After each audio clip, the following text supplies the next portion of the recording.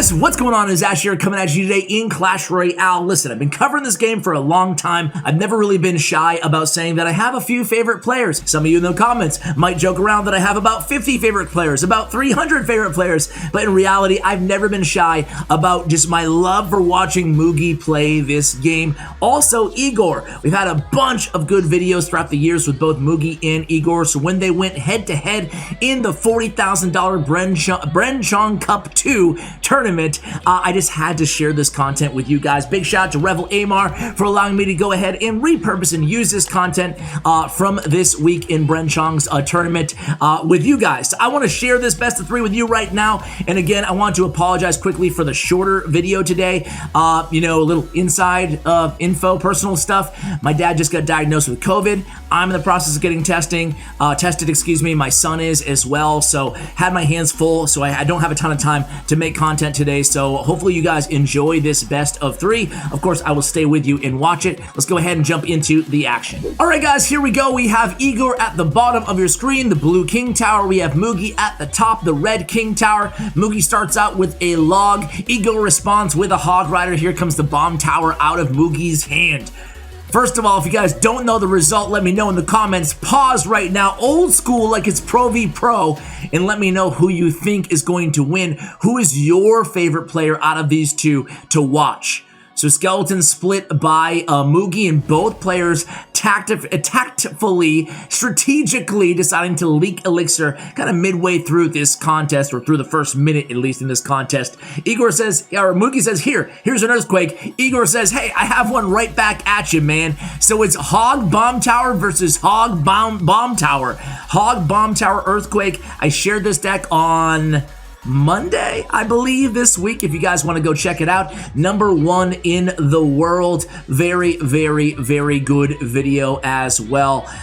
It's starring Samuel Basoto in that one. So here we go. Night comes down for Mugi. We see Hunter come down from Egor in response. And earthquakes you're gonna see, and again, if you watch that Samuel video, you guys will see that as well. Being very, very aggressive with this deck, especially with the spells. With Earthquake, it does more damage than Fireball, but it costs 1 elixir less. Now, the only difference here in this deck, a couple small differences between the Cycle card, Spirit Goblins, and Electro Spirit for Mugi. We have the Hunter for Egor, and we have the Musketeer for Mugi. Which version of these two decks do you guys prefer? I'm a weirdo, but I'm with Mugi. I like the Musketeer, and I acknowledge Hunter is one of the strongest cards in the game, so it's nothing against Hunter.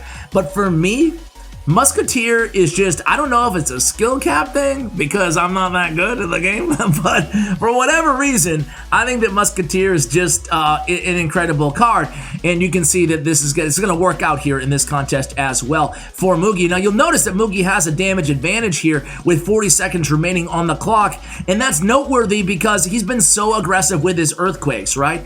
Just extra Earthquake damage, and you can see, again, Egor trying to play catch-up here, forced to use that Earthquake on the the opposite lane that he sent the hog in. So now the damage is exactly equal. Just all those earthquakes, 1430.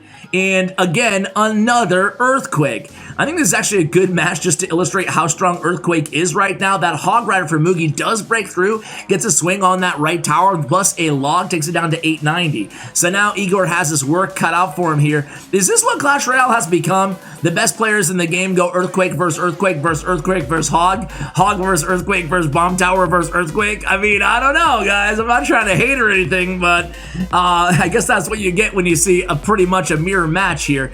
So some smart defense here, Mugi at the very last second. The Electro Spirit coming in clutch there, going to help deny that Hog a hit on the on his tower, but it's 686, so Egor now has the damage advantage after that big push.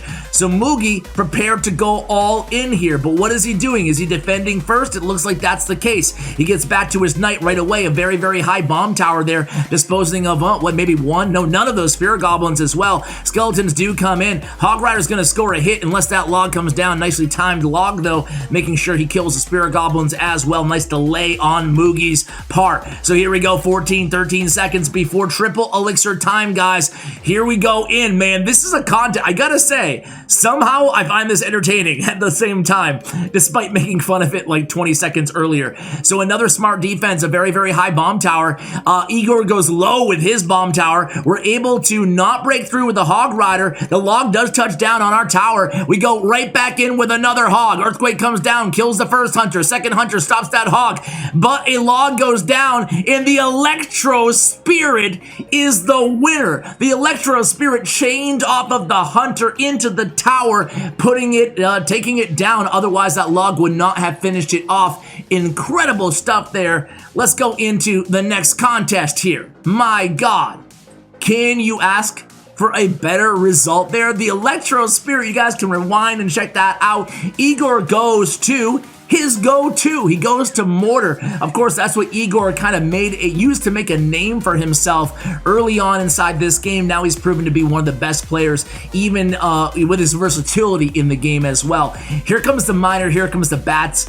Egor, whenever I talk about Egor, I talk about the video that we did with Eric, his manager in Team Liquid. It was one of my favorite videos. He just added a lot of insight into what Egor kind of does in terms of how he became a pro player, how he became better with different decks, and how Egor, tends to stay one step ahead of his opponents inside the proverbial chess match, which is Clash Royale. They also have a good podcast, Koji-san and Eric. Check it out. I'll link the Twitch channel where they stream that, guys, for you if you want to. Of course, in Spanish, but I know a lot of you guys are multilingual, and of course, you can also ask your questions in English. Same thing with Revel as well. Revel actually works at my company, so now, slowly but surely, I think that Revel Amar is becoming more confident, I should say, in his English. And shout out to Moreno too, a big addition to our company. So anyway, here we go, guys. Bats come down against this miner. Stop blabbing, Ash, and get to the gameplay. So mortar setup there for Egor, going into the damage 2 times in a row. I think the Egor will be very thrilled with just one mortar hit. At the very least, it distracts a little bit here. He's unable to get another shot off though, and Mugi's gonna punish and try to take advantage of that. He does make contact with 2 wall breakers there, and here comes the counterattack from Egor. A Valkyrie is down. He has that surviving Musketeer, but maybe not for long. Not for long indeed. The log does come down, and Mugi this time in the driver's seat, and would you believe it, guys? Would you believe it? Egor just goes ahead and snowball fireballs the King Tower, just recognizing that match was already over. What do you guys think about that? Of course, when I saw this, I was like, ooh, that was a very, very fast kind of throw in the towel. But I guess it was those 2 wall breakers connecting against a player to the caliber of Mugi. Egor just recognizing that, hey, I have no chance of coming back at this point inside this match. So there it is, guys. Mugi takes the match in the best of 3. I have tons of content. I kind of want to end on this note, guys. I have tons of content coming at you guys. CRL 2021 is going to be all season ladder, but it's also going to be a tournament at the end of each month. It's going to be tons of money on the line. Heck, even some of you guys could be participating in this tournament because Top 1000 ladder actually makes it into CRL 2021. Now, I have thought long and hard here, and I've asked you guys for your feedback. I want to stop being an asshole here and stop asking you and start telling you ideas that I have. I am going to get involved a little bit, dip my proverbial toe into the CRL scene 2021. I'll have an announcement regarding that.